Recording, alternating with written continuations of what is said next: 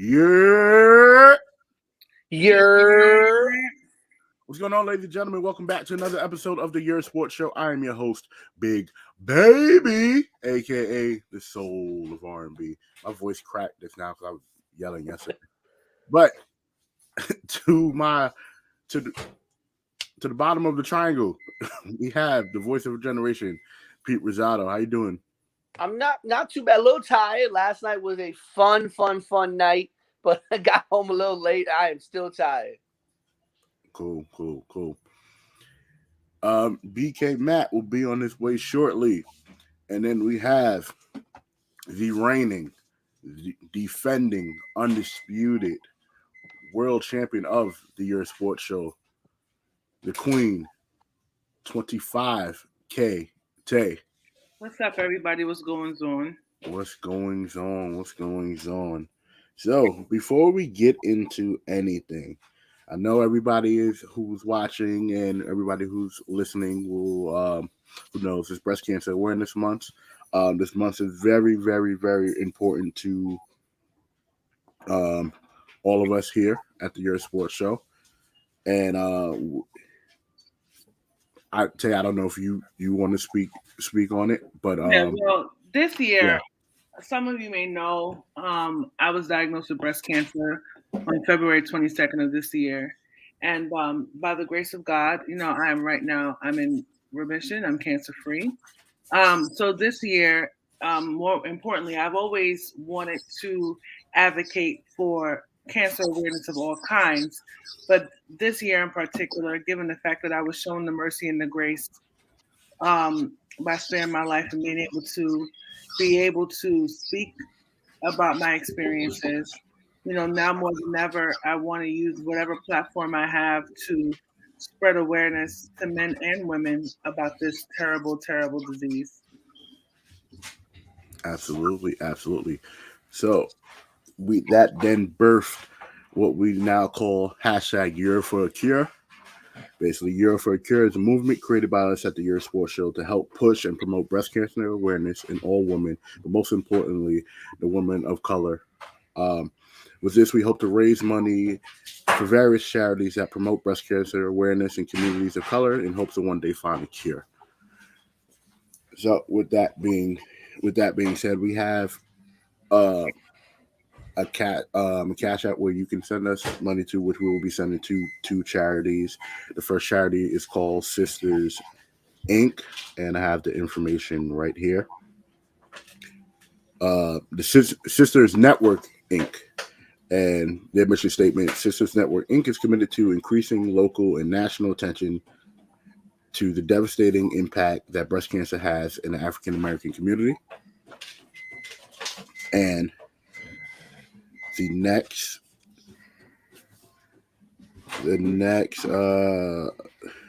charity is the African American Breast Cancer Alliance. Founded by Riona Berry, their mission is to build awareness by networking and using resources and support for Black women and men impacted by breast cancer. So these are the two charities we'll be giving to. We really want to raise awareness for this. It's a very important cause to us. Again, then God Tay is here today to tell her story. A lot of people sometimes aren't here, so we want to push for a cure. We want to push to raise more awareness. So if you are interested, please send out hashtag Yerrr for a Cure. If you have anybody you want us to speak to, we will interview them as well. We have someplace you can send us money where we will send to the charities. Yeah, and I told Dre today that I'm matching all donations up to $500. Right. So all donations match up to $500. Tavia herself said she would match, and us, of course, here at the Yerrr Sports Show will help match that as well. So we're trying to, again, raise awareness and raise money for such an important cause and such a devastating disease that's sometimes not caught in time. So definitely look forward to getting more into that during this month. So again, if you're interested, cash tag on Cash App at Yerrr for a Cure. or hit up any one of us individually too. So, shouts to that. So, Tay, how was your week? It was good. It was good. Same old, just a different day. Feel that. Welcome, BK Mac. What's going on? What's going on? You look like you just woke up out of sleep. You all right?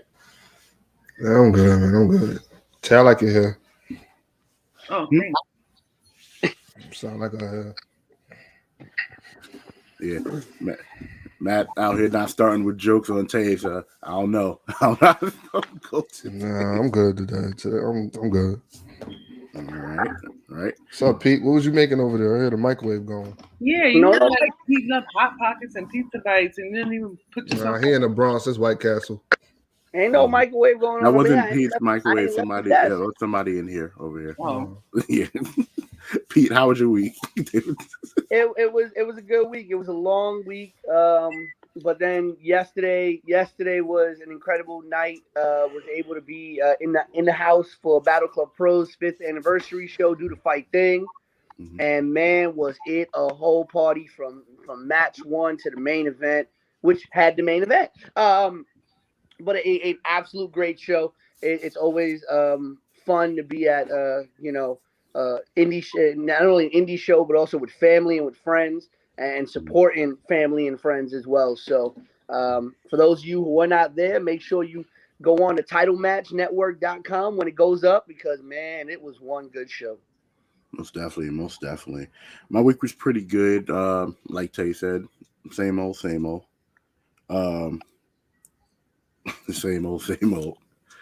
That's all I can say.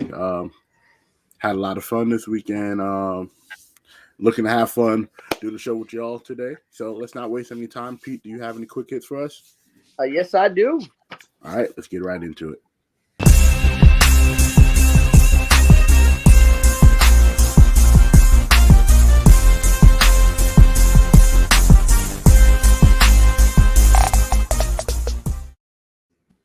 All right, everybody. All right. Welcome to Quick Hits for the week of October the 2nd.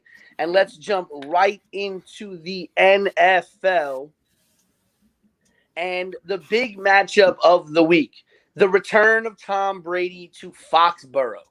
And unfortunately, one former Patriot will be missing the game, as Rob Gronkowski will miss the Patriots game as he is out with a rib injury. Y'all can continue. I have something to do. Continue. Gronk will be out against the Patriots with an existing rib injury, leaving Tom Brady one receiver short in what most people are saying will be the revenge game of the year. I've heard some sports analysts say they expect Brady to try to put up 50 against the Patriots this week. He could. Going to be very interesting there. Is AB playing? I don't know yet. I don't know if that's been announced yet. Going to the NBA. We'll probably talk about this more later on in the show, but everyone should have heard the 76ers withheld $8.25 million, $8.25 million owed to Ben Simmons, who is holding out still. They have placed it in an escrow account, though, and they will be taking all fines that Ben Simmons will incur this year and taking it out of whatever money's in the escrow account. And whenever Ben Simmons decides to report and return to the Philadelphia team, he will be given whatever is left in that escrow account. Also in the NBA, good news for the NBA, the vaccination rate amongst NBA players has reached 95%. It has reached 95% of NBA talent. Speaking, though, to one of those 5%, Draymond Green was asked about Andrew Wiggins and his unvaccinated status and asked as a team leader, he should speak to Andrew Wiggins about this. And Draymond responded with, quote, "It's not my place to speak to the man about his private decisions." Many people are a little up in arms about that, feeling that as a team leader, you're losing one of your teammates because he's not going to be able to play half your games because he'll be ineligible to play home games. why wouldn't he speak to the man? But Draymond saying it's not his place. Moving to Major League Baseball.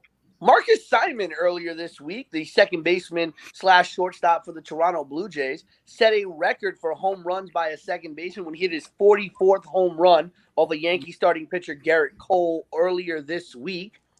He has now set a new record. Yeah, he did one when he hit his 43rd as well, and now his 44th. But the most home runs by a second baseman, Rogers Hornsby, Brian Dozier, and Ryan Sandberg, the only other 3 second basemen ever with more than 40 home runs in a single season. Hornsby and Dozier with 42, Ryan Sandberg with 40 back in 1990. Dozier did it in 2016, and Rogers Hornsby all the way back in 1922. Marcus Simon with 2 more games left in the regular season to add to that total. Toronto Blue Jays also lead the major leagues in home runs as a team.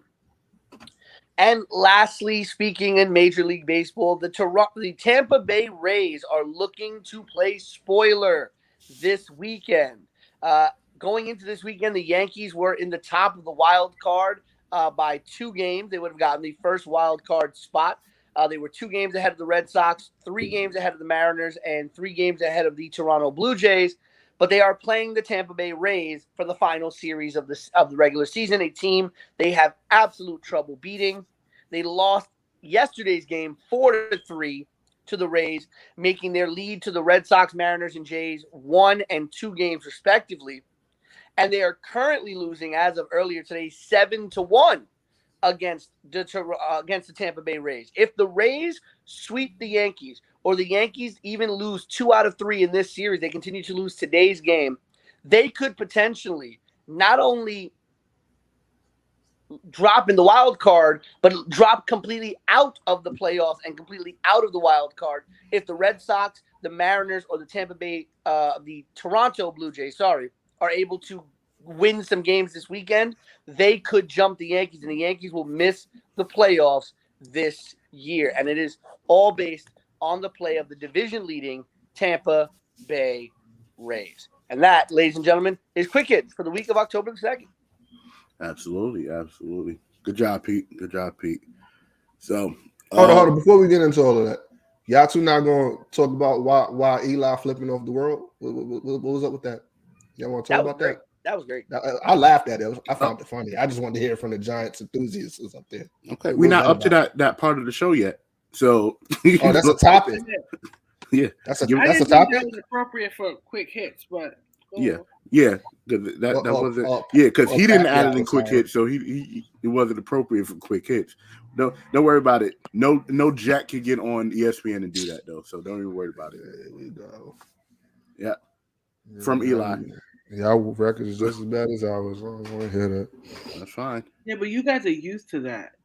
Yeah. Y'all not, but y'all in there. Y'all there. Yeah, we'll be all right. We'll still make the playoffs with a trash record. Y'all be picking first again. So that's just because the damn division is horrible. That's why. Y'all division is horrible. Well, last week, pick 5 was pretty horrible, right? Not for me. Not for Tay. I think I got one wrong. The Giants. No. But wait, hold on. I gotta look. Hold on. Let me make sure. I might have missed the record. Quick to be like, no. But let's get right into it while Pete does the final calculations. Yeah, I'm pretty sure I picked the Rams. I told you to listen. Back, Matt. I didn't get a chance to. You picked the Bucks, bro. I'm pretty sure I did pick the Rams, but I don't know if I didn't. No, you picked the Bucks. I did. Picked the Bucks. Mm-hmm. Yep. Only me and Tay picked the Rams. Yeah, I picked the only one I got wrong with the Giants. I picked the Rams. I picked the Bills, the Browns, and the Cowboys. Yep. Yeah, I messed it because I only tallied 4 games, so I thought you were 4-0. I was about to say no, you went undefeated this week. Oh, because I thought the energy in which you were going to say that I was just wrong. No, I was going to say you went undefeated this week because I thought I only tallied 4 games. That's why I was like, wait a minute, what? I messed up on something. Giants have one I was actually job. trying to say you went undefeated. Giants have one job. That's all they have to do. Miserably. Yeah, but I'm gonna tell you something. They're gonna beat them Cowboys, though. I feel it. The way they've been playing, I don't know. I feel it. It's not this week. It's next week, right? It's next week. They're gonna beat them Cowboys. I feel it in my gut for some reason. Yeah. So don't worry, guys. There's no Giants or Jets games this week, but next week there definitely will be, since they both play in pretty decent games next week. So let's get right into pick 5. 1, 2, 3, 4, 5.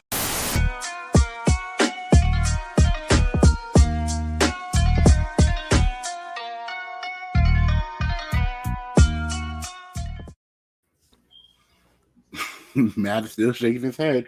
You'll be shaking your head. You'll be shaking your head for the next 20 weeks until the So season y'all over. know I'm in the lead now, right? Yes. Okay. Just so we can. You should be up by like 2 or 3. Yeah. 1.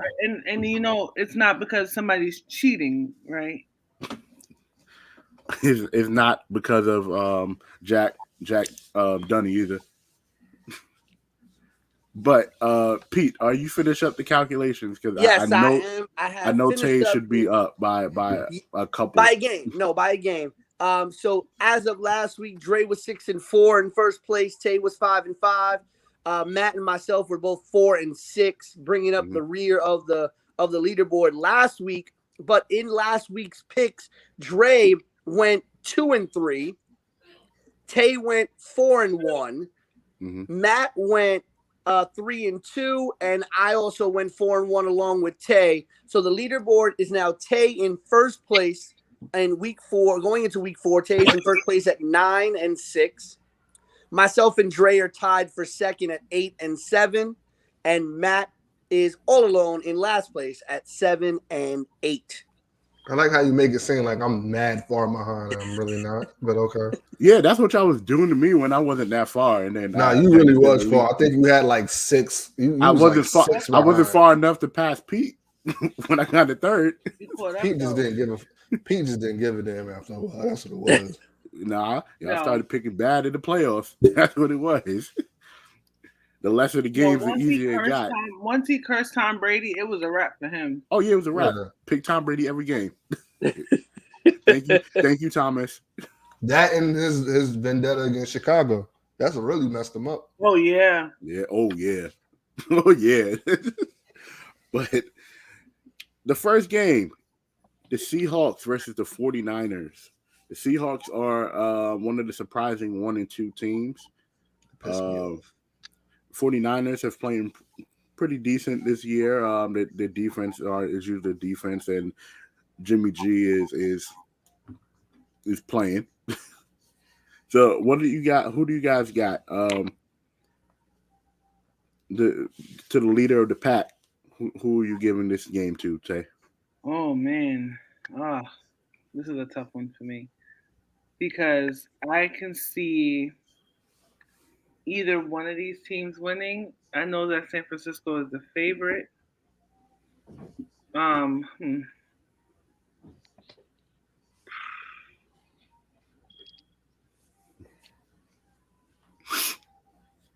Do you think Russell Wilson will have a MVP type week this week? I mean, they would need to. I guess their defense, I doubt it. I'm going to go with the 49ers. All right. Tay for the 49ers. Matt. Russell Wilson's O-line still trash. I feel like 49ers are going to have their way with him. They're going to pressure him the whole game. So I'm going with the 49ers. Pete? This is a really tough game to pick. As Tay said, the Niners are favorited, but only by 2.5 points if you're going by Vegas. And their stats are really similar, defensively and offensively. San Francisco only scoring maybe 4 points more a game than Seattle, and Seattle only allowing about maybe 2 more points a game than San Francisco's defense. But Seattle also winning in total yards in terms of what they produce offensively, but San Francisco has got a much better defense, and I think there's a lot less on Seattle to play with. I hate to bet against Russell Wilson because I'd like to take Wilson over Garoppolo any day, but I think the Niners have this one. though I wouldn't be surprised if they lost. Right. So you have the Niners, right? Yep. I still believe in Russell Wilson. I still believe in their offense. Pete Carroll, regardless, is still a really great defensive coach. Russell Wilson is basically the offensive coordinator, and if anybody who can get out the slump, if there's any quarterback that can get out the slump, I think it's Russell Wilson. So I'm going against the grain, and I will pick the Seahawks. I think it's interesting, though. The only team that the Seahawks have beat so far in their first 3 weeks is Indianapolis. They've lost to Tennessee. They lost to Minnesota, and the Minnesota loss was a bad loss, 30-17. The Niners only lost by 2 points to Green Bay last week, but beat Philly and beat Detroit. Two not really good teams, but, that game against Green Bay was really close. It's going to be interesting to see the Niners have to step up against a second really, really good team. And until the fourth quarter last week, they had Green Bay on the ropes. Absolutely. Game 2, Cardinals versus Rams. Rams. I ain't gonna mess up this week. I'm not, I felt like I picked them last week. I ain't messing up this week. Rams.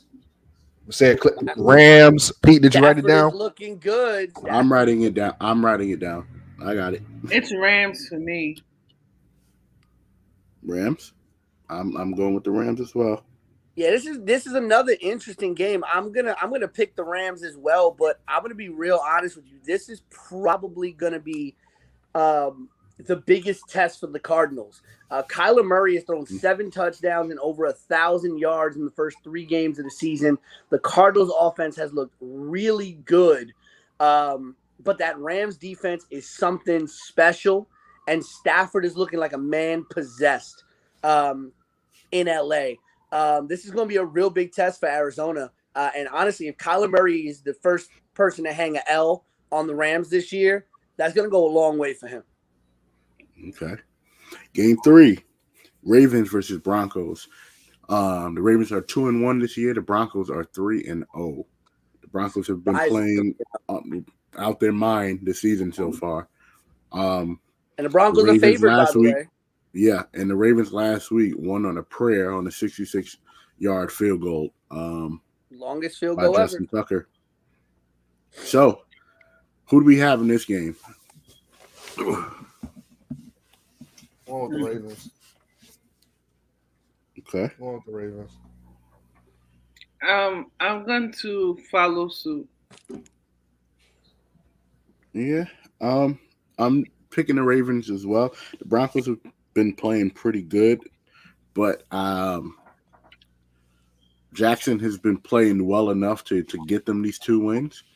But that field goal was amazing. It hit off the bottom bar and just popped in. Do you think he's like in running for MVP? Like No. He's in like top 5. You don't think so? Mm-mm. Who? LeVar Jackson. Should be. I don't think he is, but he should be. Especially I'm because just saying of with the way he played against Kansas City, I thought that would like give him a little boost. And he's been playing consistently good too. I think because of how Mahomes have been playing, he may have that argument. So he's like he's really missing that line. Mm-hmm. He's missing that line. It's starting to like low key expose him a little bit, just a little bit. I don't think that it exposes him per se. I think it exposes the lack of offense, the lack of defense on the Kansas City Chiefs roster, even on their own line. I'll be really honest with you. A lot of people have been talking up the Broncos. They are 3-0, but they have the best defense. They've only allowed 8.7 points per game in the first 3 weeks of the season. But people also got to read the schedule. They played 3 bad teams. They played the Giants, the Jaguars, and the Jets. They played really bad teams in the first 3 weeks of the season.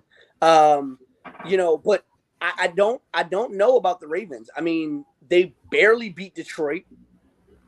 They barely beat Kansas City, and they got beat by the Raiders. I think the Raiders are a bad team. They're not a bad are team. the best team No, in the they're not a league bad right now. team. And not They're not as a bad Kansas team, City. but the way we talk about Lamar Jackson, when I say we, I mean just sports people in general. Mhm. The way we talk about Lamar Jackson, the way we talk about that team, you would have thought, okay, the Raiders, they're not going to lose to the Raiders. But they go out, they lose to the Raiders in overtime. They barely beat Kansas City, and they need a miracle and a prayer from Mother Teresa beyond the grave to beat Detroit, of all teams. Bridgewater's been playing great for Denver.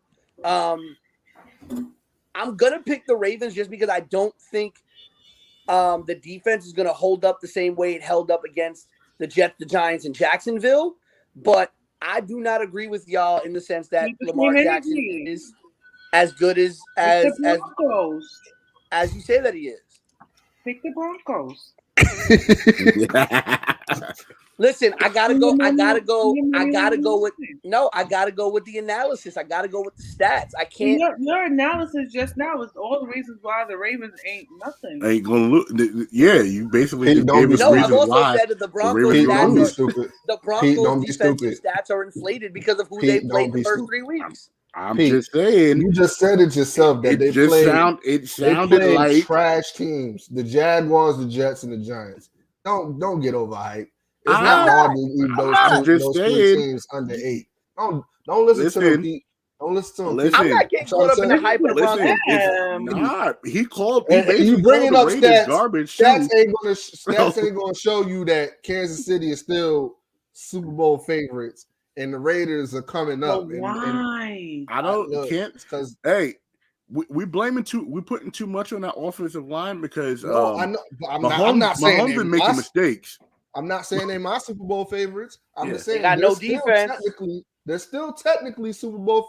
Well, if you really want to be honest, Tampa Bay didn't have good defense last year either. They did not until they got to the playoffs. They so we can't be too early on judging. Oh, they ain't got defense. They can figure it out towards the ending of the season. That's cute, but yeah, Mahomes is not Tom Brady either. Right. Patrick Mahomes is still talented. Don't sleep on him. Absolutely. Better. I think he's a more skilled quarterback than Tom Brady. Exactly. When you look at Tom Brady, when you look at where he was at Mahomes' age, you get what I'm saying? I feel like Mahomes was on the bench. Is a bit more developed. I think his skills are more advanced than Tom Brady. Tom Brady, to be honest with you, I don't know who his coach is, his conditioning coach is, and his longevity coach, but he's looking.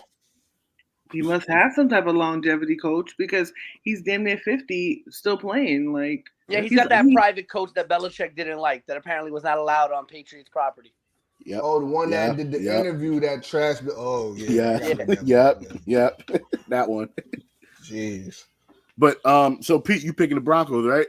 I'm picking the Ravens. I'm sticking with what I said. Yeah.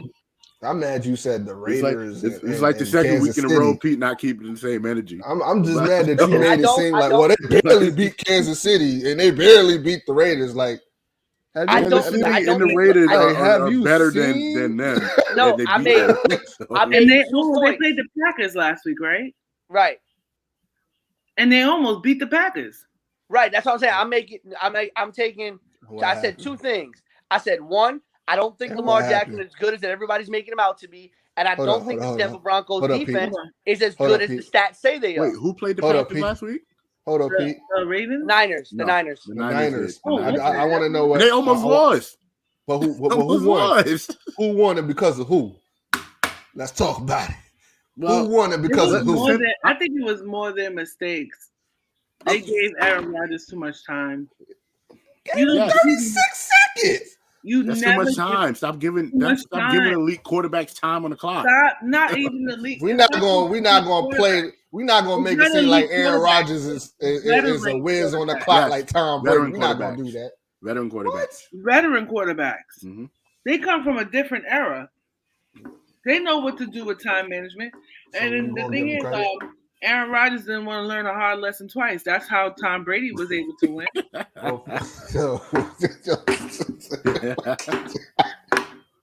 Hey, you ain't lying about that. Hey, baby. What's up, man? What's going on? Shout out to Terry Smoot as well. What's good, bro? Appreciate you. Now that you... Huh? Oh, I'm sorry. That's me. I'm sorry. Yeah. Now that you mentioned Aaron, he's facing the Steelers this week. Who cares? So Steelers versus Packers. Come on now. They ain't got Ben. No Ben, no problem. We're not gonna do this. That's our next game. Mm-hmm. Yeah, no Ben, no problem. Not even a thought. Don't say that.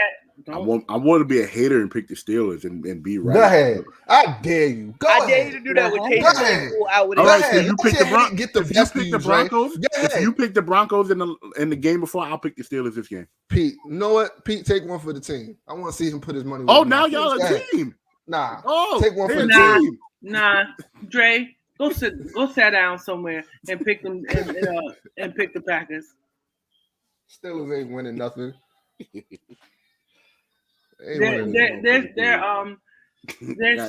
Their what's it called? Their standings this year is gonna be completely opposite of their standings. Yeah, it's gonna be 0-11 going into week 12. Wait, they played. Who's their quarterback now? Mason Rudolph. Yeah, definitely the Packers. So we're all picking the Packers. We don't gotta go through this, right? No, Pete, you picking the Packers? You know he is. You sure you don't want to give us an analysis of why the Packers may not win? Chase Claypool is out. Ben Roethlisberger's out. Oh. I see this as this is a game. If the Green Bay Packers do not win, if the Green Bay Packers do not win this game, everything Tay has ever said about Aaron Rodgers is the God honest truth. Okay, I'll take that. I can't curse, right? I really want to say Pete cut the. You know what? You got it. You know what? I'm not gonna say it out. You know what? From Full House? If the Packers lose, only Matt gets his loss. Wow. This would be for him. Wow. That is some straight up. Do you believe in that man that much? Yeah. Okay. 100%. All right. So that's the only thing that's on the table this week. If the Packers lose, Packers lose, I want y'all to keep the same energy with Tom Brady. The way y'all be going, like, don't do that. It's not right. Tom Brady backs it up. I mean, he has 1 million rings. I think the last time Aaron Rodgers won a ring, I think I was still married, and I've been divorced for 10 years. Go ahead, just bring up his mother and father while you're at it. He bring the same thing up every week. I think that's so bizarre. Every week. So that goes into how he plays. Do you see how a little ponytail sticks out from under the helmet? Would you stop? What that got to do with his greatness? He has goodness. He's great. He's very good. What's that thing Tennessee Lee used to say to Jeff Jarrett? Oh, wait, he's great. That's what he used to say, right? That's how I feel every time Aaron Rodgers get on the field. Oh, wait, he's great. Speaking of very good, we're going to talk about the Chargers and the very good Raiders that Pete downplayed the other game. I'm surprised he did that too. The Chargers, who beat Kansas City last week, who I didn't think they wanted to win because they kept throwing the ball with less than a minute left. And the Raiders, who've been basically America's team for the past couple weeks. So, who do you guys got? I'm gonna fly out there and just go with the Raiders. Me too. As good as the Chargers have been playing, their coaching staff still gives me like vibes like they want to lose. So I'm gonna go with the Raiders because the Raiders want to win. Win, baby, win. Win, baby, win. Tay, who you got?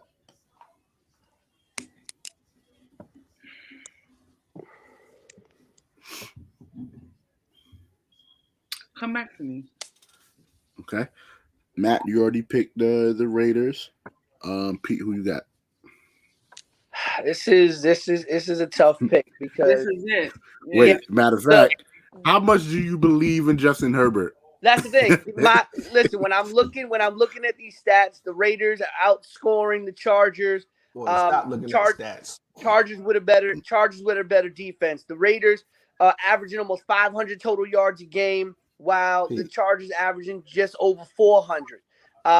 Raiders have a better defense by about 12 yards a game, 368 to 380, right? But there's just a lot of questions about. I mean, the Raiders, both of them have had a tough 3-week schedule. If you really look at it, Raiders played Baltimore, a healthy Pittsburgh, and then Miami, and won all 3 games. 2 of them had to go into overtime. The Chargers played Washington, Dallas, and Kansas City. 3 very tough games as well, and only lost by 3 points to Dallas.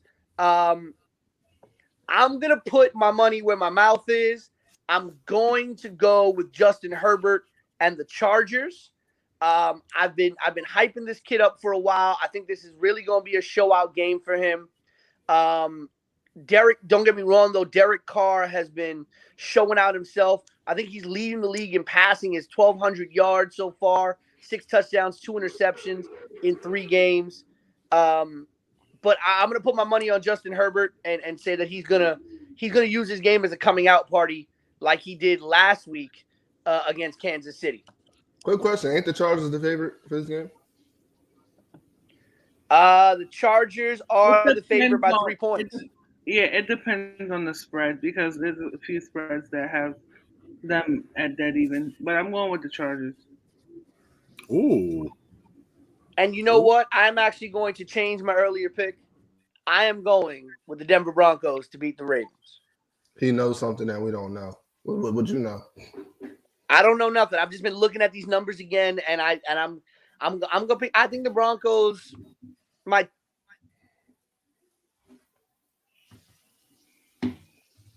What? I think it just cut off.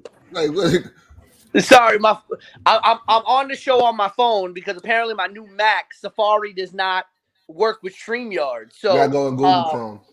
Yeah, I got to download Google Chrome, so I'm on my phone, and my dad happened to call while we're in the middle of the show. I said I'm gonna take the Broncos, and it's not for anything I know. I'm just looking at these numbers over and over while we've been doing this segment, and you know what? I'm gonna take the risk and go with the Broncos because I also forgot this is a home game for the Broncos. So the Ravens are going to the West Coast, and they're playing in that high altitude of Denver, and that's usually can be a killer for a lot of teams. Lamar Jackson, I'm going to So I'm gonna take the Broncos. Okay, so that means you changing your pick, Dre? I am changing my pick for the Ravens. But you said that you was going to do it if Pete did. Don't back out. The moment. Nah. Keep the same energy, Dre.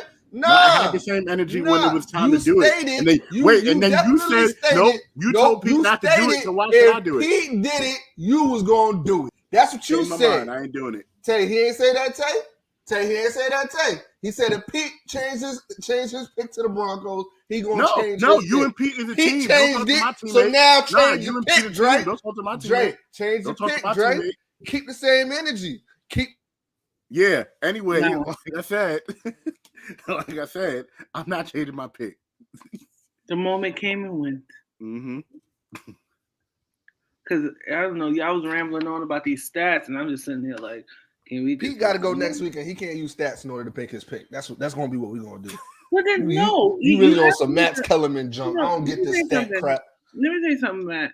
You know, it must be the theatricality of your personality, but normal, average people use like stats and figures and averages to come to a hypothesis when it comes to predictions. You just say I'm theatrical with my pick. You're theatrical in everything.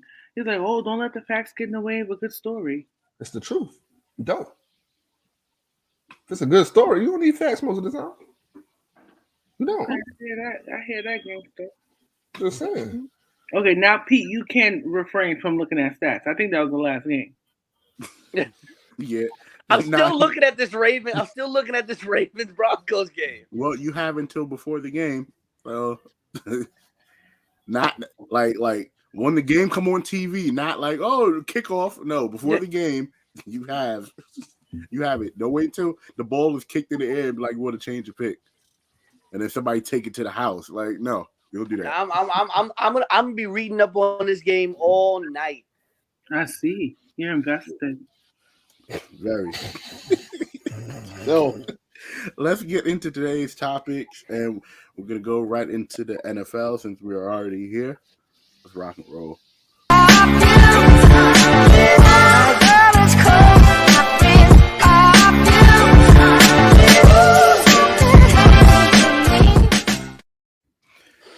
As we were talking earlier in the show, the NFL has a lot of 1 and 2 teams that's super surprising. But we also have a lot of good teams as Pete's Broncos are in the mix. So with that being said, Pete, which team in week 4 has surprised you the most? I think honestly the Broncos at 3-0. But if I'm really looking at a lot of these teams here, in terms of just the AFC, I honestly, even though a lot of people picked them to be really good this year, I gotta say the Browns. The Browns and the Raiders, are really surprising me in terms of what they're doing. The Raiders at 3-0, and the Browns at, I believe, also 3-0. Give me a second here to get the 2-1. Didn't they lose? Didn't they lose the first week? Yeah, sorry, the Browns at 2-1. But honestly, all of that being said, the most surprising team for me in the AFC has to be the Cincinnati Bengals. Cincinnati Bengals at 3-1. They just beat Jacksonville on a field goal in Thursday Night Football. Joe Burrow's been playing great. I don't know if they can sustain it. They have a really good division with the Ravens and the Browns. Behind them at both 2-1. But this may be the tightest we've seen the AFC in a long time. I think the AFC South has gone back to being the worst division, one of the worst divisions in football, with the Titans, Texans, Colts, and Jaguars, and 2 of those teams are combined 0-7.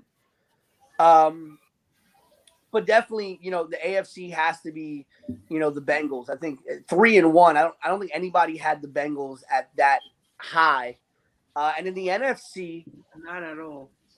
Yeah, in the NFC, honestly, the Panthers are surprising me. The Panthers with Sam Darnold are surprising me in what they've been able to do. But it's going to be very interesting to see how they go the next couple of weeks with Christian McCaffrey out. This is going to be the real test for how good is Sam Darnold. Can he carry that team on his own?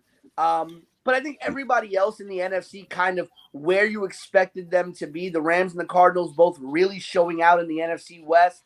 I do have some questions about the Saints, right? That first week, they showed out in week 1. And yeah, then but I was all riding the coattails of Jameis Winston, and I told you, and I've been saying for the past 100 years about Jameis Winston is that he's a scrub. Yeah, and they've been up and down the next 2 games, but they showed out in that first game. They're 2-0 at home. We know that they're great in New Orleans. But yeah, I think when you really look at the Panthers and the Bengals, to me, top 2 most surprising teams. And I'd even throw Denver in that mix at 3-0 as well. Okay. The team that's most surprising me is the Kansas City Chiefs. I feel as if it's such a big fall from grace. I mean, it's only week 4, don't get me wrong. And they have ample time to kind of pick it up. But, they didn't invest in that offensive line in the shows. You get what I'm saying? Why was I getting ready to call him Steph Curry? Because they all look alike. Yeah. Patrick Mahomes, he does look like him. Y'all are wrong, bro. Yeah. Matt, you never mind. Go ahead. The Kansas City Chiefs are the most surprising team as of right now for me.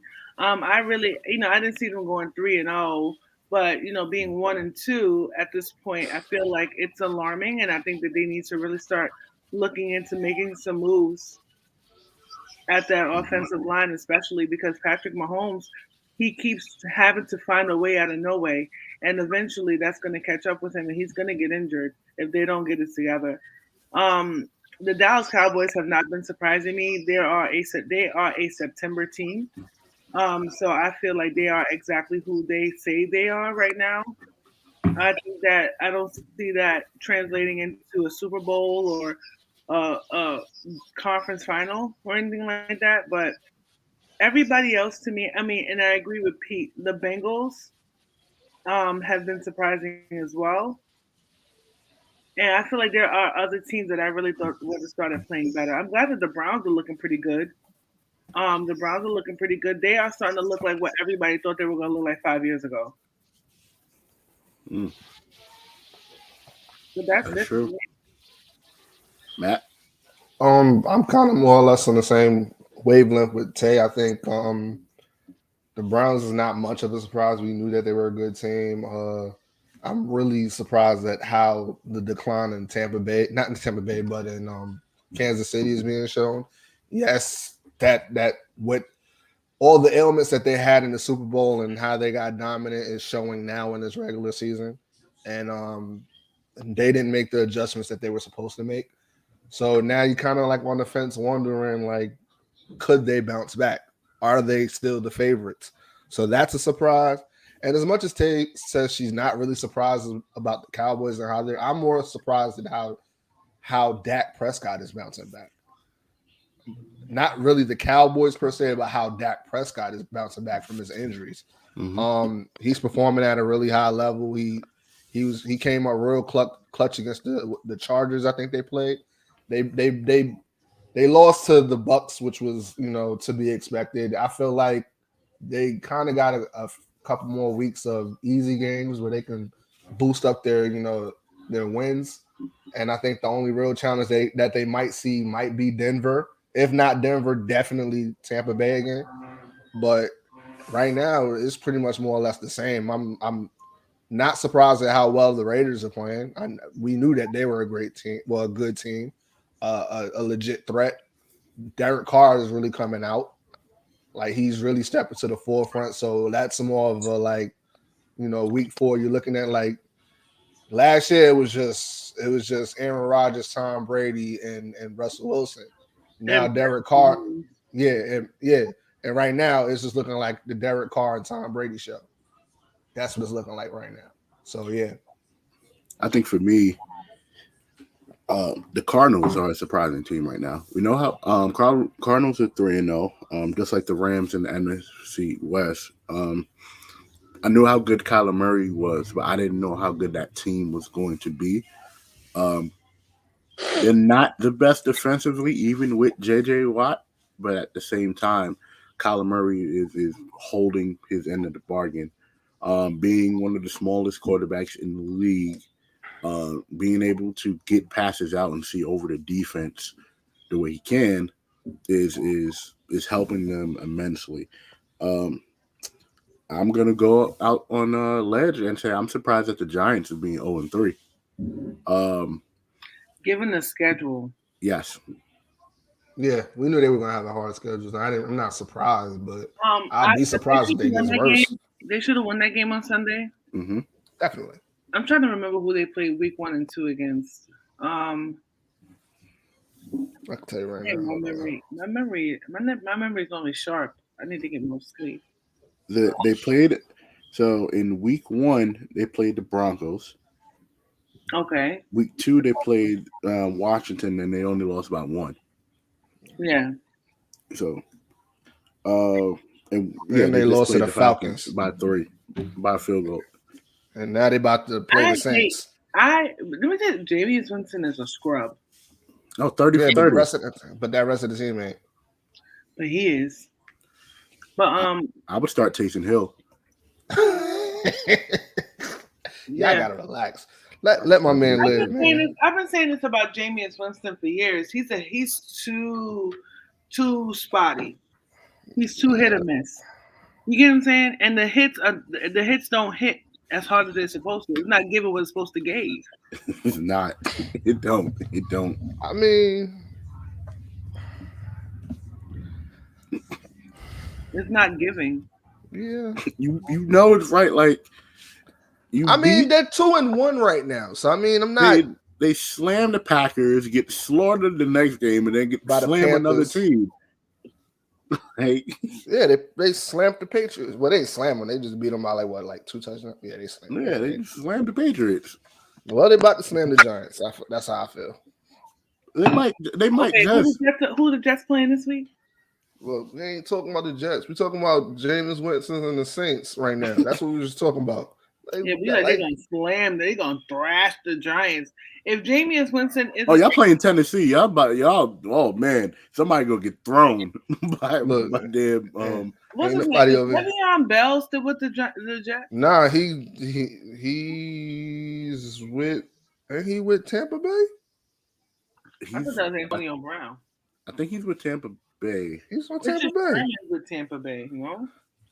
He went to Tampa Bay last year, didn't he? Le'Veon Bell? No. Well, Pete, find that for us.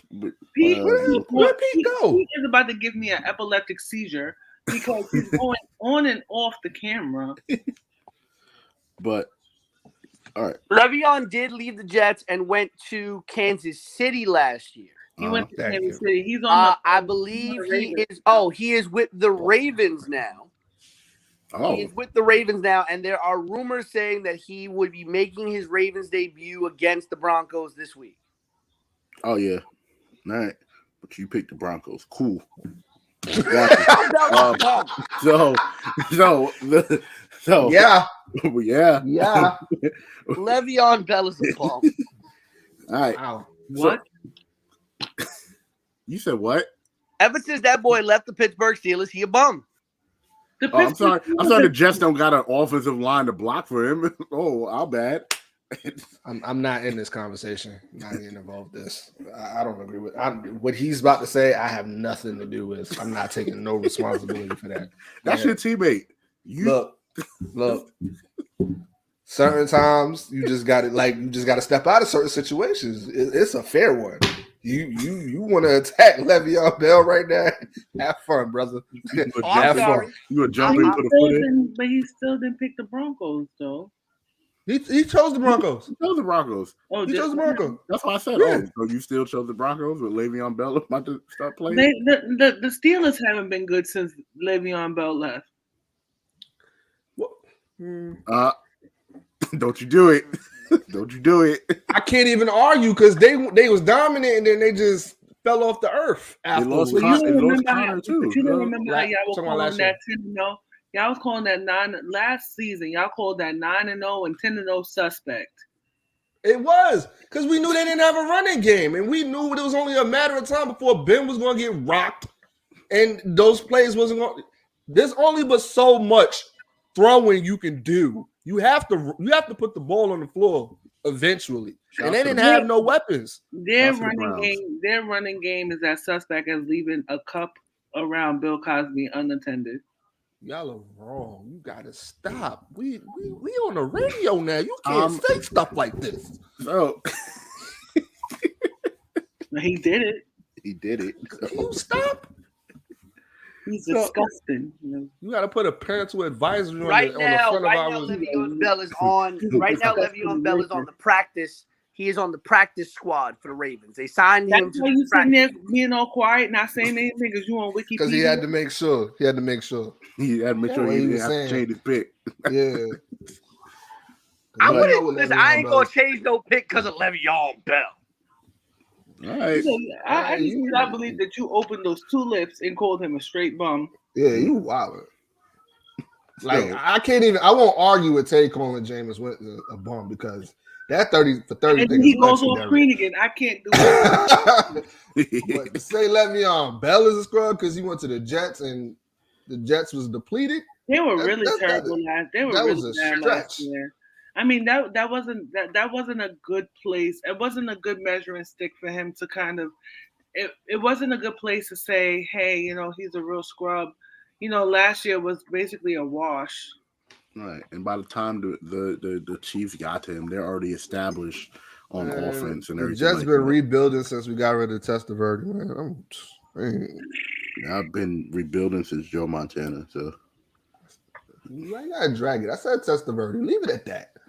Jeez. He ain't got no faith in and Sanchez. My man. Well, somebody who doesn't have faith in their quarterback is Bill Belichick. And Bill Belichick and Tom Brady will face off against each other for the first time ever. This He is recanted too. You heard him backtracking, right? Mm-hmm. I would have never won them championships without Tom. Tom is a godsend. Oh, now he's a godsend. Now he's a godsend. Oh, you want to be cute now, but because you know it's coming for you. You want that man ain't coming now, in there before. Yo, how dare you? How dare you? Yo, oh my goodness. Whose man is this? When I read that, I said, "Oh, he knows what's coming." He saw what Tom did to Kansas City in Super Bowl. He knows what's coming. He knows it. What was boy name that was talking junk to Tom Brady? He was like, "All right." Mateo. Yeah, and Tom shut Brady up kept right after that. He couldn't. Tom Brady kept throwing it his way. Yeah, boy.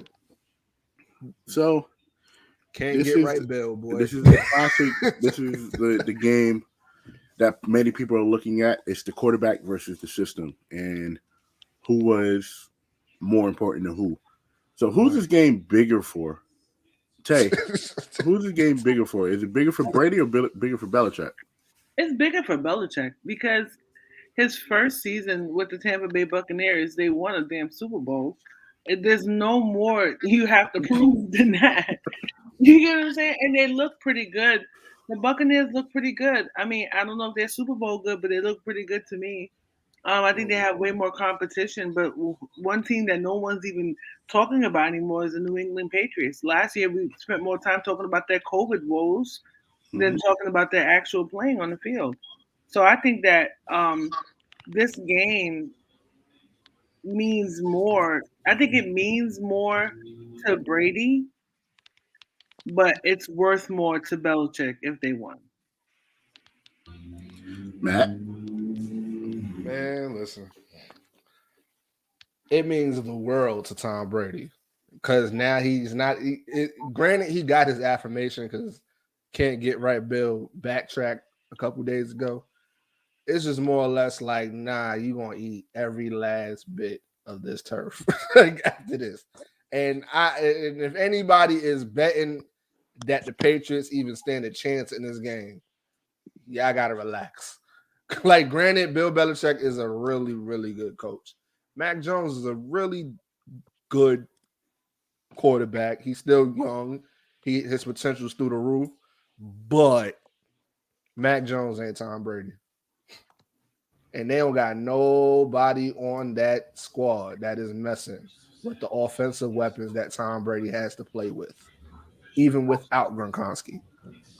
It's going to be a ribbon in the sky in Gillette. It's going to be a ribbon in the sky. It's just going to be nothing but bombs in that arena. And it's going to be nothing but Tampa Bay bombs. It'll be lucky if I feel like Tampa Bay bringing that battleship. I really feel like we've been criticizing the Tampa Bay defense this season so far. They're gonna show up for this game because they know how important this game is. I don't think Tom Brady has been playing like all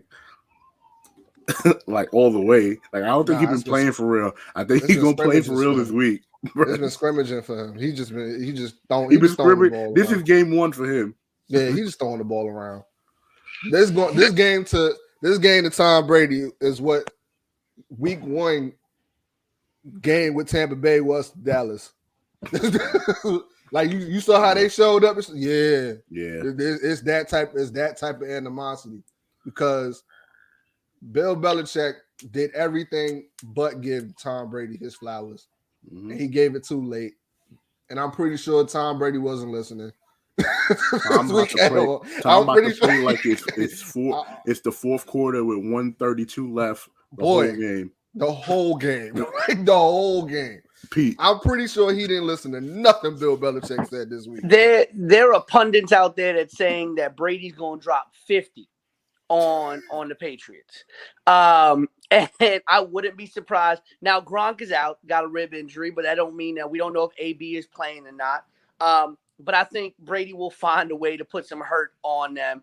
Though, if there's any coach that I think would have some kind of understanding on how to play Brady defensively, it would be Bill Belichick. That is the one thing that I will say there on Belichick's behalf. Listen, I think at the end of the day, you don't win the Super Bowls, like Belichick says. You don't win those Super Bowls without having that quarterback in Tom Brady. But I think this is one of those things that is so deeply entangled with each other, right? I don't think Tom Brady is as dynastic of a quarterback or is even as known if he doesn't play for the Patriots. And here's why. Nobody was going to draft him. Be very careful. No, listen. Really be careful. I'm hold the phone for a second. He doing it again. Don't do it, Pete. Hold up. Go ahead. The man is talking. Pete, please don't. Okay. You gonna have that Rapture song playing. You gotta stop. I don't You give a gotta damn what song I got playing. Hear what the man's got to say. Okay. Now, there have been, and I've been looking into the story all week. I have heard what NFL GMs have had to say. I have heard what NFL scouts have had to say. No one was lining up to draft Brady. Everyone thought he was a great quarterback. Okay. There were people who passed on him and were not going to draft him. Okay. Bill Walsh drafted a quarterback out of Hofstra. Okay. And Bill Walsh had the eye for quarterbacks. There were people who were telling other team scouts saying, yo, draft this guy. You're talking about a guy who was not even starting at Michigan. He was behind Drew Henson, who was a Dallas Cowboys washout and a Yankees prospect washout, but he was the starting quarterback at Michigan getting all the ballyhoo. And no one was going to draft Tom Brady. Bill Belichick had the foresight to A, draft Tom Brady. B, carry Tom Brady. He had 4 quarterbacks on the Patriots roster, which is unheard of in all of football. 4 quarterbacks on the Patriots roster. Cultivated Tom Brady's talent and put him in the position to start when Drew Bledsoe goes out and then rides that wave. Listen, from that point on, it's all Tom Brady. From the moment Tom Brady gets into the game and Tom Brady starts playing, that's all Brady. But without Belichick to draft him, carry him on a team, on a roster that's carrying 4 quarterbacks, which nobody else was doing, and then actually put him in the game when Brady was the 3rd string quarterback. Brady was not the 2nd string quarterback. Brady was the 3rd string. To put him in the game, that's all Belichick. And so this is very deeply entangled because we could have very easily seen an NFL where Tom Brady was never drafted. We could have seen an NFL where Tom Brady would not have been on another team's roster. And you tell me what team was going to pick up the quarterback who never started for Michigan. The Jets would have. No, the Jets. Mike Tannenbaum.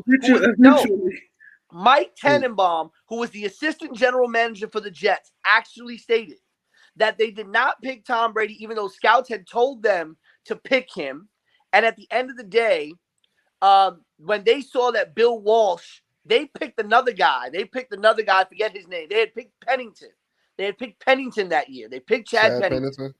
They picked Chad Pennington. The year Brady was drafted, they picked Pennington. And there were scouts still telling them, I know we just drafted Pennington. I know we have Testaverde and Ray Lucas on the roster already. Y'all got to go draft this guy, Tom Brady, out of Michigan. And then they saw Bill Walsh draft a kid out of Hofstra, and the Jets were crapping in their pants because they said, wait a minute, Bill Walsh, the quarterback god, just took a quarterback who was in our backyard in Jersey, and we took Chad Pennington. What are we doing? Right? There was no one who was going to pick Brady. Belichick did.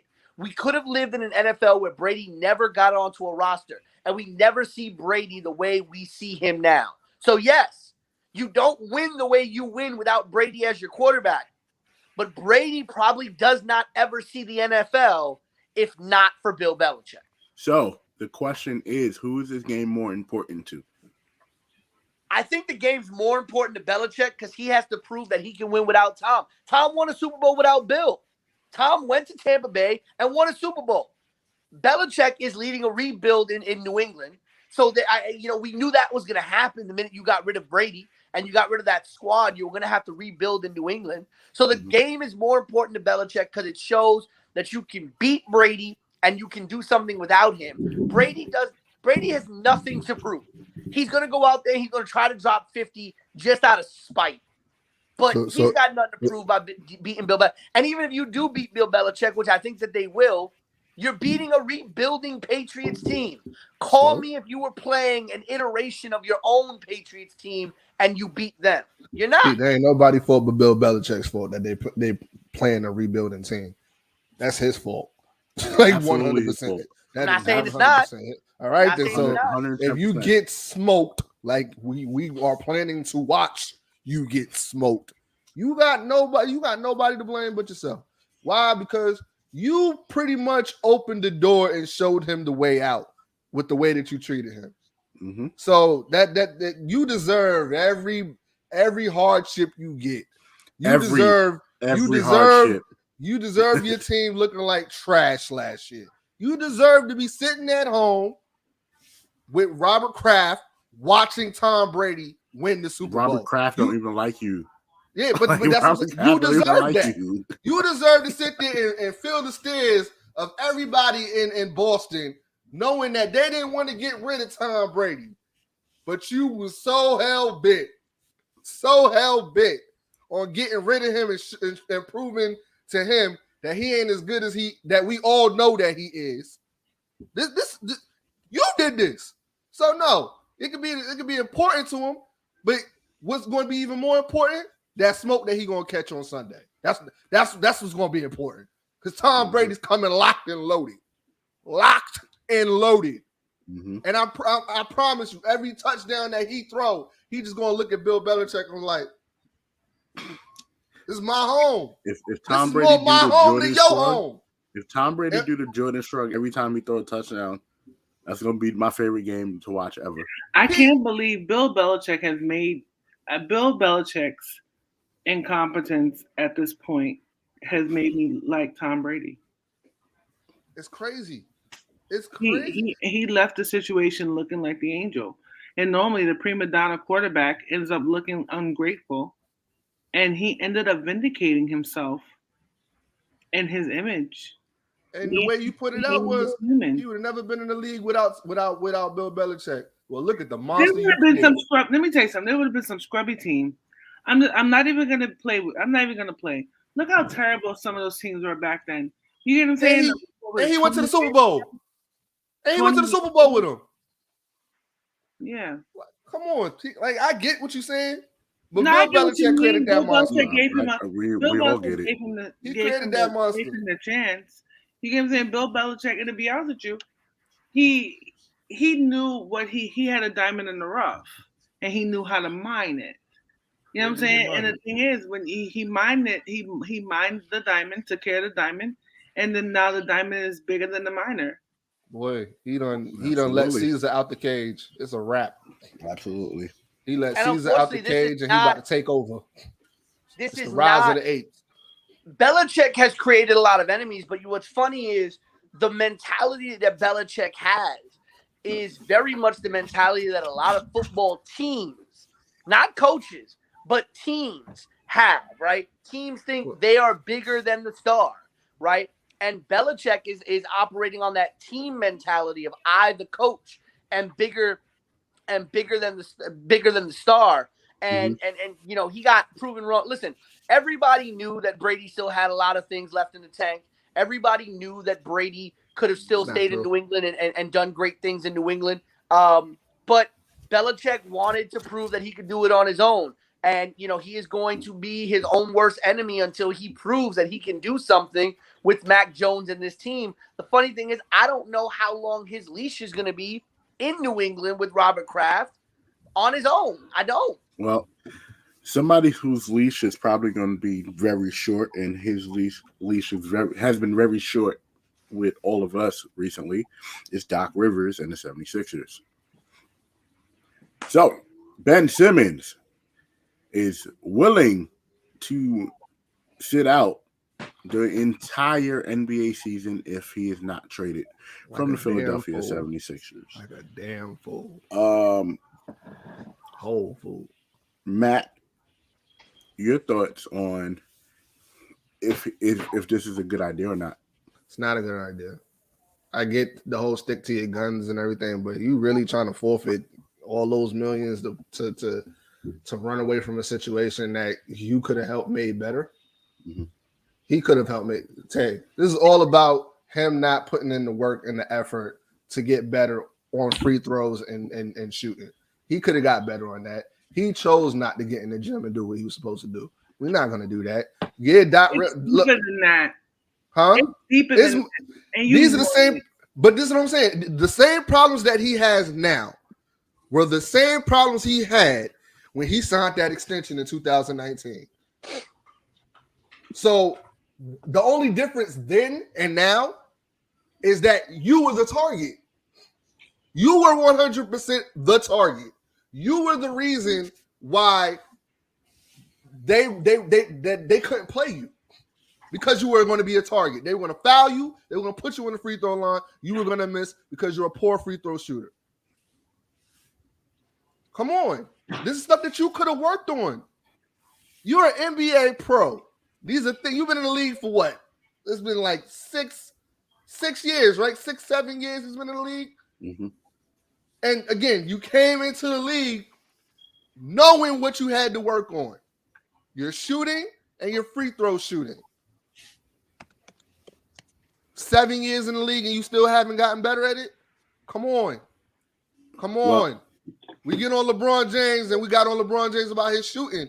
He worked on it and got better. He got better.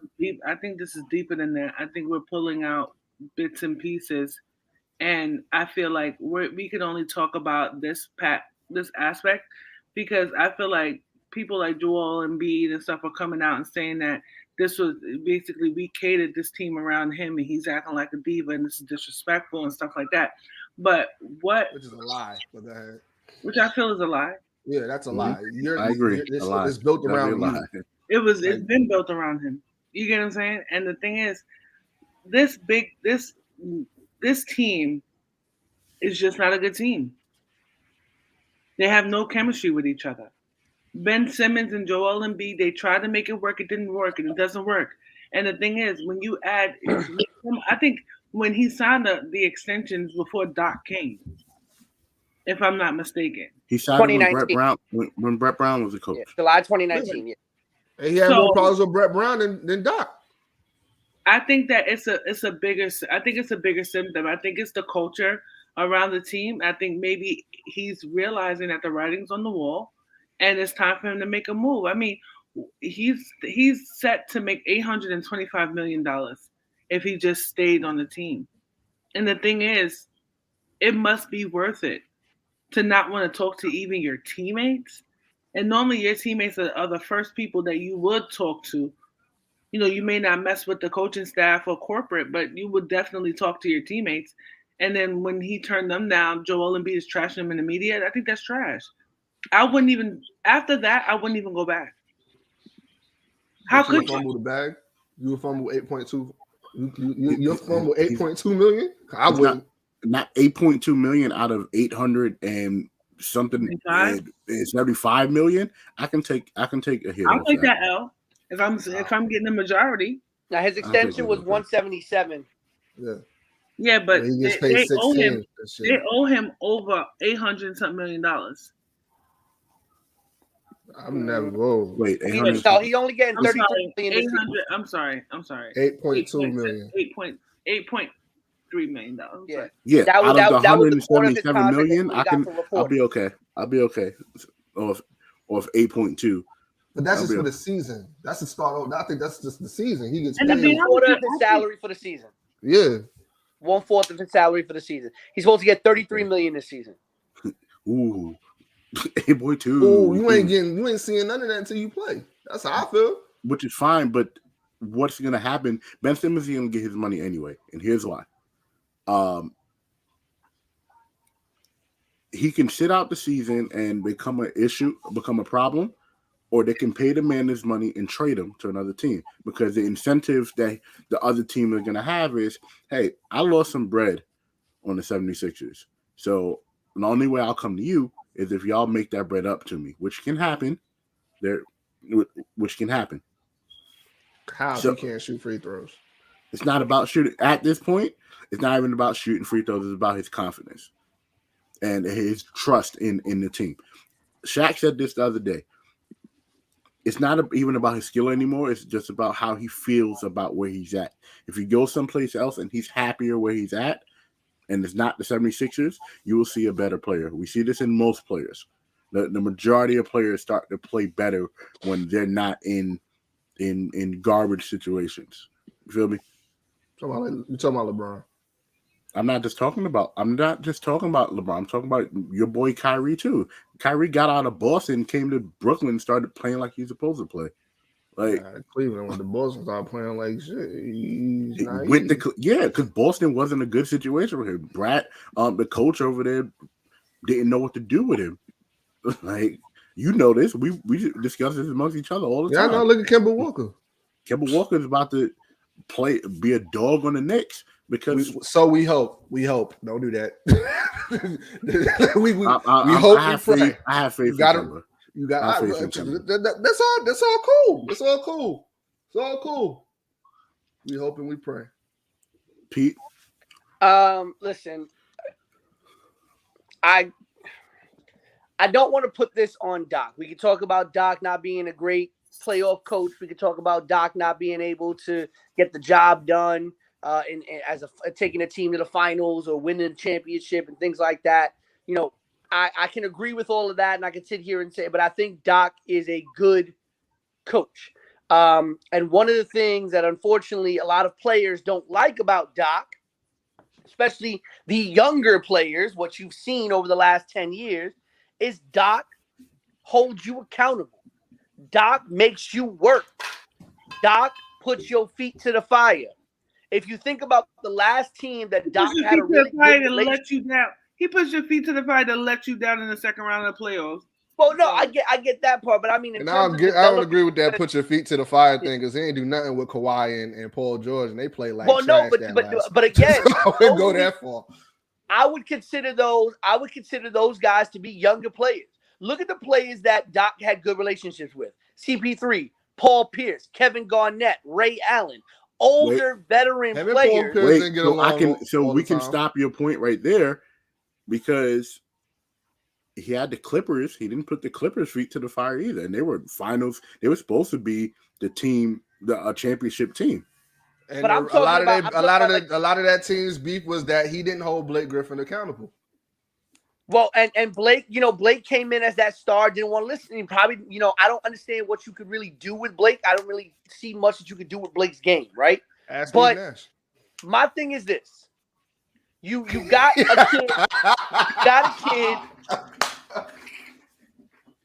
a kid in Ben Simmons, who I'm sorry. I'm sorry, Ben. You are acting soft. And I'm saying soft because I can't say the word I want to say. But you acting soft. Okay? You over here in Philly, which is one of the hardest markets to you playing in Philly was one of the hardest basketball markets to play in. Get him. Okay. And you coming in here and get it. All right, you don't like the team, but Matt makes a great point. Ben Simmons did not step up and do the work he needed to do to develop as a player. He did not do what he needed to do in his years in the league to develop as a point guard and develop as a shooter in a league that is dominated by the shooting game. And yet you want to come out here and say, I'm this greatness, I'm this, I don't want to be here, right? Your teammates decided to bite the bullet and say, you know what, we'll go to the West Coast and talk to you and convince you to try and come back. Let's work on it for this season and do whatever you want to do, but come in, let's work. Let's put in this work for this season. And Ben Simmons said, yo, don't even waste your time coming out here. And Embiid said he found that low-key disrespectful, that you won't even hear your teammates out on it. Was meant to be. So to be disrespectful. To be real, why would I hear my teammates out if nobody they play me in the media? Yeah, they played me in the I media. wouldn't have did that Like either. nobody came to my defense when the coach said anything. Nobody came to my defense when Joel Embiid said anything. Because everything that running they away- said has been. Hold on. Here's my thing. Why do I come to your defense? I'm sorry. I'm very weird about this kind of stuff. Okay. I can't come to somebody's defense when the things that's been said about you is actual factual. Right, but they didn't lose the playoff just solely based off Ben Simmons either. It was a big. I honestly think if Ben Simmons played to the level of caliber that Ben Simmons should be playing, they wouldn't have lost. Absolutely. It wasn't just him. Tobias Harris holds a part in that, and so is Joel Embiid and his 8 turnovers. We're not. Right. I mean, And I'm so not does going to the bench- solely so put does the that on bench in Ben Philly. Simmons. I just feel like Ben Simmons' salary needs to go to Seth Curry because he's the only one that showed up. I've been saying that since the playoffs. June. Yeah, I've been saying I'm not that. mad at Philly. I'm not mad at Philly for holding his money. I'm not mad at Philly for saying you need to report. I'm not mad at Philly saying you have a contract. You were contracted to play for this team. If you don't come, we don't pay you. I'm not mad at that. Philly is going to have to bite the bullet and take 50 cents on a dollar, even though they don't want to, in order to move him, because everybody knows that Ben Simmons is probably going to, I don't know if he's really going to hold out all season. I don't really know if he has the heart to do it, right? It was all good for it when Aaron Rodgers did it. I mean, I don't understand why. No, I thought Aaron Rodgers would actually follow through on it, Tay. I thought Aaron Rodgers would actually do it. To be honest with you, I feel like he needs to. The thing is, you went this far, you can't renege at this point. But Tay, we're talking about Aaron Rodgers, who already has a great career, to Ben Simmons, who hasn't really Does added Aaron much Rodgers to have a his... great career though? Oh Does boy, he have a great career Here we though? go. I'm just being honest. When you look back, hold on, because I've been letting y'all talk. I barely talked this episode. Go ahead, because I got some for this. Go ahead. No, Go ahead. When you look at Aaron Rodgers' career and everything, he's always going to be overshadowed by the people who won more rings than him during his time. I'm just being honest with you. He does have a Hall of Fame career ahead of him. He does. But when you think back of the era from 2009, from 2005 till now, you're only thinking about Brady. You're only thinking about the Mannings, and then he comes after that. You get what I'm saying? But when it comes to the Ben Simmons situation, what has to be so bad? I don't think he should be looking. I don't think he owes the people of Philly anything. I don't think he owes the team anything. I don't think he owes his teammates anything, because where was his energy last year? It was the same energy. I don't think so.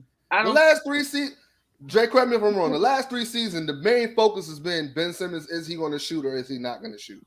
No, but you guys are just talking about shooting and free throws. And no, but that's we're the talking problem. No. We're talking about the off court stuff. And if you're my teammate, Matt, right, and I have a problem with something that you're doing, why would I mention it to the media?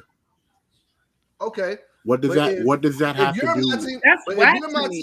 If you're my teammate and you're not putting the work in, and how do we know he's not putting the work in? It's been documented. It's been saying that. They've been saying that. Right, but why do you go to the media? That he's acting like a spoiled brat. He's not putting in the work to get like better. A spoiled brat. I don't think he's acting like a spoiled brat. Him and his family. His family treats him like a spoiled brat. He does not do nothing. And then Aaron Rodgers will talk to his family, and you call him the next. No, all right, you're jumping from. We're talking about Ben Simmons. We're talking about Ben Simmons putting in the work to get better. We're talking about Ben Simmons putting the work to get better. You know him, and then you not putting the work to get better, you became the target and one of the main focus on why we lost. He's not the main focus on why they lost. I said one of the main focus of why we lost. But Joel Embiid and his decision making and the turnovers. Okay, Tobias Harris being paid $100 and something million and not coming and showing up, and Seth Curry being the only one to show up. Joel Embiid being hurt. Doc Rivers not making the right freaking adjustments to go against that Atlanta Hawks. There's a lot of things that play into it, but what boils down to a lot of it is Ben Simmons was not playable. Or outside the defensive mark and trying to shut down Trae Young, which he did a decent job at doing, he didn't do a great job at it because Trae Young still averages 28 and 8 on that Sixers team. He dropped 40 on them. So, in all honesty, you didn't do what you were supposed to do. I get what you're saying. I understand that. No. Hold on. It is so easy to throw Ben Simmons under the bus, right?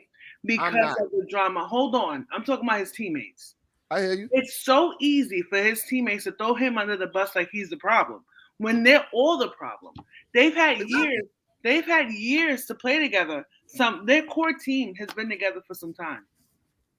A couple of years enough for them to have more synergy than they have now. Right. And that's not just on Ben Simmons. That is on Joel Embiid. That is on Tobias. That's on Seth Curry. That's on all of them. The thing is, it's so easy to make him the target because he's the one that's speaking up against the team. But Tay, if you're hearing it from, I'm asking you a question on your question. This is for you to answer. But if you're hearing the same reports from people on his team, past teammates, i.e. Jimmy Butler, who's saying he's not putting the work in.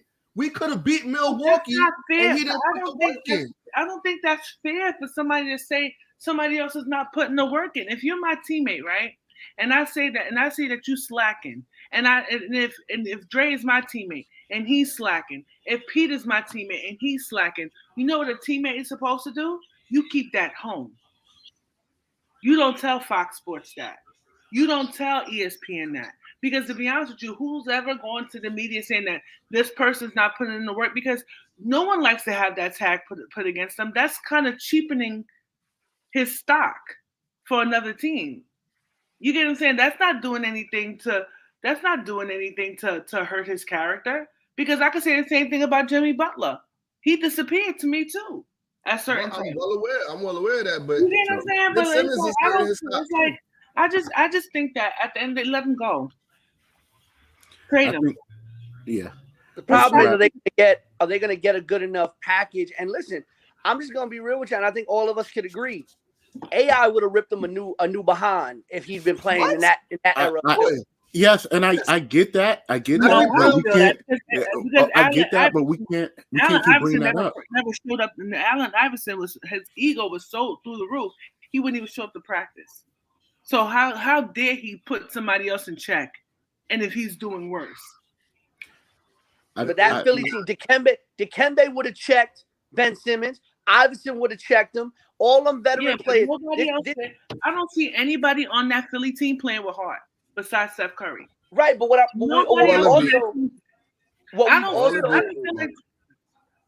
ahead, Tay. I don't feel like Joel Embiid is playing up to his potential either.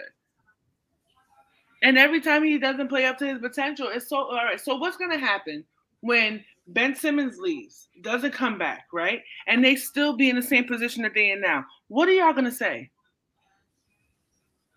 Who's the problem? I'm not gonna hold you on the Joel Embiid point. I don't agree that he's been playing up to his full caliber either. I think he can still play better. But I think one of the things that we sidetrack on in this entire conversation when we talk about the Ben Simmons situation is the prima donna era of the NBA. And I'm sick and tired of the prima donna era of the NBA, where these players think that they are untouchable, that they are God. When you got people who belong on the bench thinking that they could be prima donnas and force their ways to whatever. I'm sorry. I absolutely agree with that, and that could definitely be a conversation for another day. But we definitely have to wrap the show up. Shout outs to everybody on the Drive Tids Network, all the shows, everybody. Shout outs to us here at the Yerrr Sports Show, all the work we put in, guys. Episode 77, been amazing. 77 episodes. So we're coming up on our 2-year anniversary. December coming up in January is the first episode, but December 30th is actually the birth of the show. So shouts to us, shouts to everybody involved, everybody who's been listening. Again, Yerrr for a Cure, we're really pushing this month, and not just this month, for just in general. Really want to get the word out there for that. So again, on Cash App, hashtag Yerrr for a Cure. The money's going to a great cause. Shouts to Queen Tay for telling her story. We thank God every day that Tay is around to tell her story. So just definitely great episode. Thank you, everybody, for the Queen. No, I'm sorry. I'm going in reverse. Sorry. For the voice of a generation, Pete Rosado. For BK Matt. For the Queen, the head of your sports show table, Queen Tay. It is your boy, Big Baby, signing off. Peace.